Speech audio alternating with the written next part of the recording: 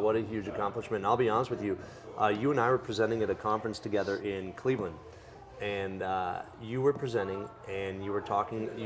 You were starting to talk about external cueing, and you just gave the perfect analogy.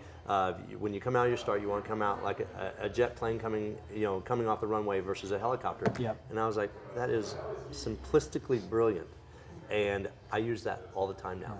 I use that all the time with my athletes. So I've seen myself do a lot more where I'm a biomechanist, and I'm always so concerned with the internal. However, I knew that I was losing certain athletes when I was giving too much feedback based on the internal system, and now giving just a little bit more push away the ground, yep. Reach for the sky, different things like that. And I've seen a nice compliment to what I was doing. Well, and I think when I present on this, sometimes it gets people scared because, to your point, they're like, well, biomechanics, kinesiology. I'm a practitioner of the human body. I've got to break it down.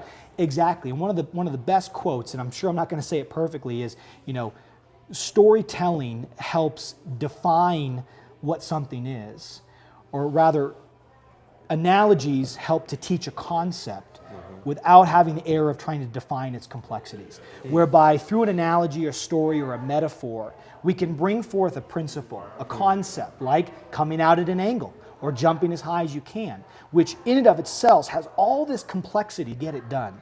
And the athlete understands exactly what you want them to do, right. But you haven't told them what's inside the iPod. You simply told them how to slide it and pick their favorite song. And you as a biomechanist can still enjoy what's inside the iPod, but you're just giving them simple cues.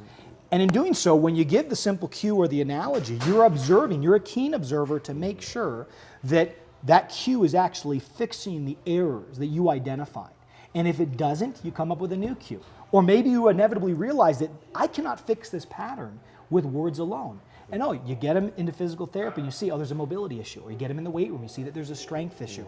Or you realize I need to give them better context with a little bit of a different drill so they can feel what I'm talking about. But inevitably, and Vern Gambetta talks about this all the time, that every movement prep should be an evaluation session. Absolutely. And I think once we start to learn how to communicate effectively and we see how they integrate and adopt those cues, if we still don't see the change that we want, that doesn't mean it's a bad cue. It simply means that that cue is not fixing the error, and therefore there's a different underpinning reason why it exists in the first place. Absolutely. I've always felt that the words that we choose, whether they're accurate coming out of our mouth, are they accurate how they're being internalized by who's receiving them?